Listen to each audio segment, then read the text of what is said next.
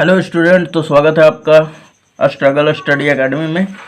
तो आज भी जो बोर्ड एग्ज़ाम का है क्लास 12th फिजिक्स का मोस्ट इम्पोर्टेंट क्वेश्चन लेके आए हैं, जो कि ये भी टॉपिक जो है बहुत ही इम्पोर्टेंट है, राइट। तो जैसा कि हमारा टॉपिक है विद्युत आवेश का इलेक्ट्रॉन सिद्धांत, electron theory of electric charge. तो दोस्तों देखिए, सबसे पहले इसको समझने से पहले यहाँ पे बोल रहा है विद्युत आवेश का इलेक्ट्रॉन सिद्धांत, यानी कहीं ना कहीं अब आपसे क्वेश्चन यहाँ पे राइज होता है कि भाई इलेक्ट्रॉन कहाँ होता है। तो आप बताएंगे कि परमाणुओं में होता है। परमाणु कितने कणों से मिलकर बने हुए? तो 3 कणों, इलेक्ट्रॉन, प्रोटॉन और न्यूट्रॉन, राइट। और फिर बात होता है यहाँ पर, चलिए ठीक है, पदार्थ कैसे बने होते हैं? तो परमाणुओं से, यानी प्रत्येक परमाणुओं से मिलकर क्या बनते हैं? पदार्थ। तो आइए इसके बारे में सबसे पहले बढ़िया से अच्छी तरह से डिस्कस कर लेते हैं हम लोग, उसके बाद इस चीज़ को समझ में आएगा। और हमने इसका नोट्स बनाया है और आपको बाद में स्क्रीनशॉट दे देंगे, राइट। तो चलिए स्टार्ट करते हैं। तो जो अभी मैं बताने जा रहा हूँ, अगर इसको आप समझ लेते हैं तो आप इलेक्ट्रॉन का सिद्धांत के बारे में अच्छी तरह से समझ जाएंगे। और ये जो है खाली केवल बस उसका हम बता दें कि सिद्धांत अगर खाली लिख दे रहे हैं, अगर आप उसको पढ़ ले रहे हैं तो खाली बस नहीं हो जाएगा, है ना। तो आप अगर समझ के उसको याद कर ले रहे हैं तो समझ लीजिए कि एकदम भूलेगा नहीं कभी भी, राइट। समझा हुआ चीज़ कभी भी जल्दी दिमाग से नहीं उतरता है। और आप उसका संरचना परमाणु का मॉडल बना के आप उसको लिख देंगे एग्जाम में, ठीक है। तो यहाँ पर देखिए, सबसे पहले कि मैं पूछूँ आपसे पदार्थ किन से मिलकर बना होता है दोस्तों? तो आप बोलेंगे परमाणुओं से मिलकर बना होता है, क्योंकि पिछले वीडियो लेक्चर में हमने बहुत बढ़िया से इसको डिस्कस किया था, राइट। परमाणुओं से मिलकर बना होता है ना। परमाणुओं से मिलकर बना होता है। और परमाणु जो होते हैं, परमाणु में क्या क्या पाए जाते हैं?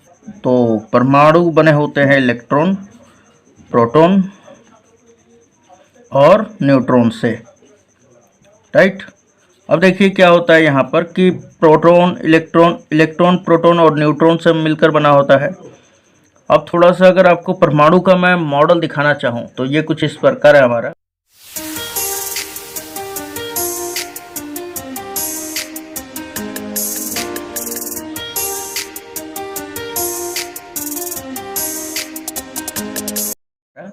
तो यहाँ पे आप देख सकते हैं, ये जो है हमारा परमाणु मॉडल है, राइट। या आप पूरा एकदम चित्र सहित हम 3D में आपको दिखा दे रहे हैं, जो कि आप देख पा रहे होंगे फिगर में। तो यहाँ पे ध्यान दीजिएगा कि सबसे पहले तो ये हमारा परमाणु है पूरा, ठीक। परमाणु का संरचना है, यानी कि मॉडल है। और ये जो बीच का भाग होता है इसे हम लोग कहते हैं नाभिक, है ना। नाभिक किससे बना होता है? तो प्रोटॉन और न्यूट्रॉन से मिलकर बना होता है ना। प्रोटॉन पे प्लस आवेश होता है, न्यूट्रॉन पर कोई भी आवेश नहीं होता है। कहने का मतलब है न्यूट्रॉन जो होता है जब कोई आवेश नहीं होता है, इसका भी मतलब ये है कि न्यूट्रॉन पर कोई आवेश नहीं है, तो इसका मतलब कि जितना प्लस है उतना ही माइनस है। आवेश होता है लेकिन प्लस और माइनस दोनों बराबर होने के कारण एक दूसरे को निरस्त कर देते हैं, जिस कारण ये क्या हो जाते हैं? उदासीन हो जाते हैं, है ना, न्यूट्रल हो जाते हैं। मीन्स ये कि जो न्यूट्रॉन होते हैं इन पर कोई भी आवेश नहीं होता है, अर्थात कहने का मतलब ये है ये अनावेशित होता है, यानी उदासीन होता है। चलिए इतना ठीक है। तो कहने का मतलब है कि जब 2 ही कण से मिलकर नाभिक बना हुआ है परमाणु का, यानी प्रोटॉन और न्यूट्रॉन से मिलकर बना हुआ है, और प्रोटॉन पे धन आवेश होता है जबकि न्यूट्रॉन पे कोई आवेश नहीं होता है, तो हम बोले कि नाभिक पर कौन सा आवेश होगा, यानी नाभिक किस आवेश से ये आवेशित होगा? तो आपका आंसर होगा सर इस पर तो खाली केवल प्रोटॉन ही प्लस पे है ना। यानी कि प्रोटॉन पे प्लस आवेश है और इस पर कोई भी आवेश नहीं है, तो यानी कि ये जो नाभिक है ये धनावेशित होगा। तो आपका आंसर राइट है ना। यानी कि जो नाभिक है वो क्या होगा? धनावेशित होगा। चलिए इतना ठीक है। यानी अब हमें पता चल गया कि जो नाभिक है वो प्रोटॉन और न्यूट्रॉन से मिलकर बना हुआ है, और नाभिक जो होता है धनावेशित होता है। अब क्या होता है कि इसके चारों तरफ इलेक्ट्रॉन जो है बाहरी कक्षाओं में गति करते रहते हैं, यानी मूविंग करते रहते हैं, घूमते रहते हैं एकदम, है ना। अब क्या होता है कि इलेक्ट्रॉन पर हमने और भी बताया था कि जो प्रोटॉनों की संख्या होती है परमाणु में, प्रोटॉनों की संख्या जो होती है वो इलेक्ट्रॉन पर डिपेंड करती है कि भाई इलेक्ट्रॉन कितने हैं, है ना। अगर आपको प्रोटॉन की संख्या अगर आपको पता करना है तो आप सबसे पहले इलेक्ट्रॉनों की संख्या जान लीजिए, उसके बाद इलेक्ट्रॉन की संख्या जो होती है प्रोटॉन की संख्या के बराबर होती है। कहने का मतलब है कि यहाँ पर कुल मिलाकर कितने इलेक्ट्रॉन हैं, तो 2 और ये 2 4 हो गए, और 4 इधर है बाहरी कक्षा में, है ना। तो 4 4 8 इलेक्ट्रॉन हो गए। तो मैं पूछूं प्रोटॉनों की संख्या कितना होगा, तो आपका आंसर होगा कितना हो जाएगा दोस्तों, 8 हो जाएगा। क्यों? क्योंकि इलेक्ट्रॉनों की संख्या बराबर है कितना, प्रोटॉनों की संख्या के, राइट। चलिए इतना भी हुआ। अब मैं आपसे पूछना चाहता हूँ कि इलेक्ट्रॉन पर आवेश कितना होता है। तो इलेक्ट्रॉन पर आवेश जो होता है 1.6 × 10⁻⁻19 कूलाम होता है, ठीक। और यहाँ पर ध्यान दीजिएगा ये माइनस में होता है ना। यानी कि इससे क्या स्पष्ट हो रहा है कि जो इलेक्ट्रॉन होता है वो ऋणावेशित होता है। अब देखिए क्या होता है कि प्रोटॉन पर कितना आवेश होता है। तो हमने बताया कि इलेक्ट्रॉन की संख्या जो होती है प्रोटॉन की संख्या के बराबर होती है। तो कहने का मतलब है इसका आवेश जो है इसके बराबर होगा, लेकिन ध्यान दीजिएगा केवल इस इलेक्ट्रॉन का आवेश का परिमाण ही बराबर होता है प्रोटॉन के आवेश के परिमाण के, है ना। कहने का मतलब कुल मिलाकर ये है कि प्रोटॉन पे जो आवेश होता है यानी E+ पर, यहाँ बोलते P बराबर क्या होता है, तो 1.6 + 1.6 × 10⁻⁻19 कूलाम। इससे क्या स्पष्ट हो रहा है दोस्तों, इससे यह स्पष्ट हो रहा है कि यहाँ पर देखा जाए तो प्रोटॉन पर सेम टू सेम उतना ही आवेश है, लेकिन यहाँ पे प्लस है, और इलेक्ट्रॉन पर इतना ही है लेकिन माइनस में है। तो यानी कहने का मतलब ये है कि परिमाण जो है इन दोनों का बराबर होगा, यानी मान जो है बराबर होगा, है ना। लेकिन इसमें साइन क्या होगा, अलग अलग होता है। तो कहने का मतलब है कि इलेक्ट्रॉन पर जो आवेश होता है वो प्रोटॉन के आवेश के बराबर होता है। चलिए इतना हुआ। अब उसके बाद अगर हम लोग देखें तो कहने का मतलब ये है कि जितना इलेक्ट्रॉन पर आवेश होता है उतना ही प्रोटॉन पर, और हम जानते हैं कि जो परमाणु में इलेक्ट्रॉनों की संख्या है वो प्रोटॉनों की संख्या के बराबर ही होता है। यानी 10 इसमें इलेक्ट्रॉन है तो प्रोटॉन कितने होंगे, 10 होंगे। अगर 5 इलेक्ट्रॉन है तो प्रोटॉन की संख्या 5।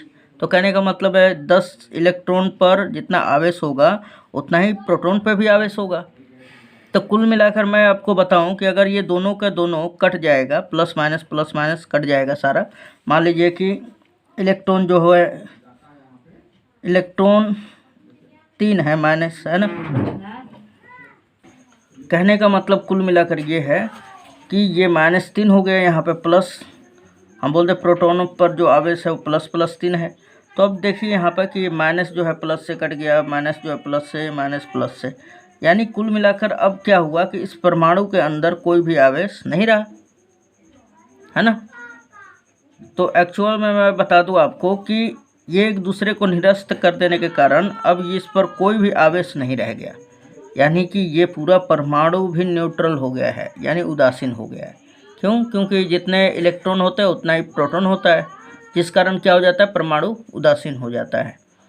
अब ध्यान दीजिएगा कि जैसे कि अगर हमने कोई 2 पदार्थों को लेकर और आपस में घर्षण करा दिया, घर्षण कराएंगे, जैसे कि यहाँ पे देख सकते हैं आप, मैंने बना लिया 2 परमाणु और इन 2 पदार्थ में ये दोनों परमाणु है। दोनों पदार्थ को हमने रफ किया यानी रगड़ दिया। रगड़ देने पे क्या होगा, इलेक्ट्रॉन जो है स्थानांतरण होके, यानी कि जो बाहरी इलेक्ट्रॉन होते हैं उसमें आकर्षण जो होता है नाभिक के द्वारा लगाया गया आकर्षण बल वो कम होता है। तो ये क्या होता है, इलेक्ट्रॉन तुरंत चले जाते हैं दूसरे पदार्थ में। तो जब चला जाता है तो ये क्या हो जाता है, ये ऋणावेश हो जाता है ना, कहने का धनावेश हो जाता है, यानी कि ये दे देगा इसको, इसमें से इलेक्ट्रॉन जो है चला जाएगा, इलेक्ट्रॉन जो है चला जाएगा तो फिर क्या हो जाएगा, ये धनावेशित हो जाएगा, और ये जो ले रहा है ये क्या हो जाएगा, ऋणावेशित हो जाएगा, यानी माइनस में हो जाएगा, राइट। अब ध्यान से देखिएगा दोस्तों कि इस पर कोई आवेश नहीं था, लेकिन यहीं इस पर हमारा गया तो ये क्या हो गया, तो ये माइनस आवेश हो गया और ये प्लस आवेश, यानी कि यहाँ पर एक इलेक्ट्रॉन घट गया। जैसे मान लीजिए कि यहाँ पर कुल मिलाकर 7 इलेक्ट्रॉन थे, आप काउंटिंग कर सकते, 3 इधर है और ये 4 7 इलेक्ट्रॉन है। तो जब एक दे देंगे तो कितना बचेगा, 6। तो यहाँ पे बताइए प्रोटॉनों की संख्या अधिक है कि इलेक्ट्रॉनों की, तो आप बताएंगे कि 7, यानी कि इलेक्ट्रॉन 7 है तो प्रोटॉन भी 7। जब इलेक्ट्रॉन एक चला गया तो यहाँ पे बचा इलेक्ट्रॉन 6, लेकिन प्रोटोनों की संख्या कितना होगा, 7 ही होगा, ये नहीं घटेगा, राइट। उसी प्रकार यहाँ पे देखिए कि यहाँ पे इलेक्ट्रॉनों की संख्या 9 था, और जब यहाँ से एक इलेक्ट्रॉन चला गया जब इस परमाणु पर, तो ये क्या हो गया, 10 हो गया इलेक्ट्रॉन, 9 था 10 हो गया। लेकिन प्रोटॉन पर, अब यहाँ पर ध्यान दीजिएगा, इलेक्ट्रॉन की संख्या 9 था तो प्रोटॉन की भी संख्या क्या हो जाएगा, 9 हो जाएगा। लेकिन जब इलेक्ट्रॉन इस परमाणु से इस परमाणु पर जाएगा तो यहाँ पे इलेक्ट्रॉनों की संख्या 10 हो जाएगा, लेकिन यहाँ पे प्रोटॉन की संख्या कितना रहेगा, 9 ही रहेगा, यानी प्रोटॉन की संख्या नहीं बदलती है। चलिए इतना ठीक है। तो हमने क्या बोला यहाँ पर कि जब यहाँ से चला गया तो ये धनावेशित हो गया, क्यों, क्योंकि धन आवेश की संख्या क्या हो गया, अधिक हो गया, और जिसके ऊपर पहुँच गया वो क्या हो गया, उस पर इलेक्ट्रॉनों की अधिकता हो गई। यहाँ पे इलेक्ट्रॉन कम हो गए थे और यहाँ पे इलेक्ट्रॉनों की संख्या में अधिक आ गया, है ना, यानी बढ़ गया। तो यहाँ पे ये क्या हो गया, ऋणावेश हो गया, क्यों, क्योंकि यहाँ पे देखिए इलेक्ट्रॉनों की संख्या अधिक है प्रोटोनों की संख्या से। यहाँ पे प्रोटॉन 9 है और इलेक्ट्रॉन क्या है, 10 है, ठीक है। तो ये हमारा क्या हो जाएगा, ऋणावेशित हो जाएगा और ये धनावेशित हो जाएगा। चलिए अब धनावेशित और ऋणावेशित के बारे में समझ गए। तो चलिए सबसे पहले अब हम लोग लैंग्वेज के बारे में अब स्टार्ट करते हैं पढ़ना, है ना। तो अब आपको समझ में आ, यहाँ पर अब ध्यान दीजिएगा, अब समझ में आएगा दोस्तों, ठीक। तो सबसे पहले वैद्युत आवेश का इलेक्ट्रॉन सिद्धांत क्या है, इसे समझाइए। तो आप ये पूरा का पूरा जो हम समझा रहे हैं अभी फ़िलहाल में, अगर ये पूरा लिख देते हैं तो आपको 2 नंबर पक्का मिलेगा, है ना, या 3 नंबर का होगा तो 3 नंबर भी, राइट। तो यहाँ पे देखिए कि इस सिद्धांत के अनुसार इसी तरह आपको लिखना है, फिर डैश मार देना है, inverted comma, right, double inverted comma में लिखना है। देखिए क्या लिखा हुआ है कि प्रत्येक पदार्थ परमाणुओं से बना है, ये तो आप जान रहे हैं, ठीक, कि प्रत्येक पदार्थ किससे बना होता है, तो परमाणुओं से बना होता है। प्रत्येक परमाणु का कुल भार उसके केंद्र में होता है, यानी कि प्रत्येक परमाणु का कुल जो भार होता है वो कहाँ होता है, तो इसके नाभिक में या केंद्र में, राइट। जिसे इस केंद्र को क्या कहते हैं हम लोग, तो यहाँ पे देखिए जिसे नाभिक कहते हैं, जिसे क्या कहते हैं हम लोग, नाभिक कहते हैं, ठीक है।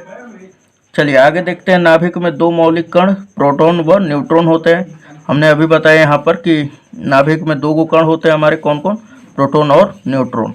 उसके बाद आगे देखते हैं हम लोग, प्रोटॉन पर धन आवेश लेकिन न्यूट्रॉन उदासीन होता है। हमने यहाँ पे बताया था कि प्रोटॉन पर क्या होता है, धन आवेश होता है, और न्यूट्रॉन पर कोई भी आवेश नहीं होता है, जिस कारण ये क्या होता है, न्यूट्रल होता है, यानी उदासीन होता है, ठीक। अच्छा आगे देखते हैं फिर, नाभिक के चारों ओर इलेक्ट्रॉन पर ऋण आवेश होता है। तो नाभिक के चारों ओर यहाँ पर क्या कहा जा रहा है कि नाभिक के चारों ओर इलेक्ट्रॉनों पर ऋण आवेश होता है, यानी कि नाभिक के चारों ओर दिखाई दे रहा है आपको, इलेक्ट्रॉनों पर क्या होता है, ऋण आवेश होता है ना, कौन सा आवेश, तो ऋण आवेश। आगे देखते हैं फिर बोल रहा है आपको कि प्रत्येक इलेक्ट्रॉन और प्रोटॉन पर आवेशों का परिमाण बराबर होता है, यानी कि हमने बताया कि इलेक्ट्रॉन पर 1.6 × 10⁻⁻19 कूलम होता है, ठीक, ये माइनस में होता है, और इतना ही आवेश प्रोटॉन पे भी होता है प्लस में, है ना। अगर ये माइनस और प्लस हटा दिया जाए यहाँ पर तो दोनों का परिमाण जो है ना, यानी कि ये माइनस को छोड़ देना है, दोनों का परिमाण जो है आपस में बराबर होते हैं। चलिए, अतः परमाणु में 2 विपरीत प्रकार के आवेशित कणों के विद्यमान होने के बावजूद भी परमाणु विद्युत रूप से उदासीन होता है। अब देखिए क्या होता है, परमाणु में दोनों आवेश होते हैं, यानी प्रोटॉन और न्यूट्रॉन, ठीक है, लेकिन ये क्या होता है, विद्युत रूप से क्या होता है, उदासीन होता है। तो हमने बताया कि जितना न्यूट्रॉन होते हैं, जितने प्रोटॉन होते हैं उतना ही कितना क्या होता है, इलेक्ट्रॉन होता है, जिस कारण क्या हो जाता है, प्लस और माइनस कट के पूरा एकदम एक दूसरे से निरस्त कर देते हैं एक दूसरे को, जिस कारण ये उदासीन हो जाता है, न्यूट्रल हो जाता है। चलिए फिर थोड़ा सा और है इसमें, जब परमाणु में इलेक्ट्रॉन की कमी होती है तो धनावेशित तथा अधिकता होती है तो ऋणावेशित हो जाती है ना। जब मतलब कि जब हम लोग, जैसे कि यहाँ पे हमने बताया था कि जब ये परमाणु दे रहा है तो ये क्या हो गया, इसमें कमी आ गई इलेक्ट्रॉन का, है ना, तो ये क्या हो जाएगा, हमारा धनावेशित हो जाएगा, और जो ले लिया है वो यानी कर्ज में हो गया, यानी ऋणावेशित हो जाता है। चलिए, अतः वस्तु में आवेशित होने के लिए केवल इलेक्ट्रॉन ही उत्तरदायी होते हैं। अब कोई भी वस्तु अगर आवेशित है तो वो किस कारण होता है, तो इलेक्ट्रॉन के कारण होता है, ठीक है, क्योंकि इलेक्ट्रॉन ही आदान प्रदान होते हैं, जिस कारण क्या हो जाता है, वस्तु आवेशित हो जाता है। चलिए आगे अब देखते हैं हम लोग। अब ऐसा क्यों, और यहाँ पर देखिए, होने के लिए केवल इलेक्ट्रॉन ही उत्तरदायी होते हैं, न कि प्रोटॉन, यानी कि इसमें प्रोटॉन से कोई लेना देना नहीं होता। क्यों? क्योंकि प्रोटॉन जो है यहाँ पे नाभिक पर ही होते हैं, और नाभिक द्वारा जो लगाया हुआ आकर्षण बल होता है बहुत मजबूत से, ये जो बल से पकड़े रहता है बहुत, वो काफ़ी मजबूत होता है, ठीक है, मजबूती से पकड़े रहते हैं। इसलिए यहाँ प्रोटॉन के जो धनावेश होते हैं ये नहीं निकल पाते हैं ना, रब करने पर किसी दूसरे वस्तु से। तो वही बोल रहा है यहाँ पर कि कोई भी पदार्थ अगर आवेशित हो रहा है तो उसमें केवल खाली इलेक्ट्रॉन ही उत्तरदायी है ना, यानी कि इलेक्ट्रॉन के कारण ही ये हो सकता है, ना कि प्रोटॉन के कारण। क्यों? क्योंकि प्रोटॉन नाभिक में बहुत अधिक बल से बंधे होते हैं, इसलिए उन्हें निकालना आसानी होता है, आसान नहीं होता है, सॉरी दोस्तों, निकालना आसान नहीं होता है, ठीक है। तो अब आपका स्क्रीनशॉट लेने का पारी आ गया है, सो आप ले सकते हैं। देखिए ये पहला स्क्रीनशॉट हो जाएगा, राइट, उसके बाद ये दूसरा, और इस प्रकार ये पूरा वीडियो लेक्चर समाप्त हुआ। तो मिलते हैं नेक्स्ट वीडियो में। धन्यवाद। अगर वीडियो अच्छा लगा हो तो चैनल को सब्सक्राइब, लाइक और दोस्तों में शेयर ज़रूर करें ताकि उनका भी प्रिपरेशन हो सके। तो चलिए मिलते हैं नेक्स्ट वीडियो में। धन्यवाद। अगर आपको केमिस्ट्री का भी देखना है, क्लास 11 फिजिक्स का भी देखना है, मैथ्स को भी देखना है, तो ज़रूर इस चैनल को सब्सक्राइब कर लीजिएगा, राइट, और प्लेलिस्ट में पड़ा हुआ है, आप वहाँ से प्रिपरेशन कर सकते हैं। धन्यवाद।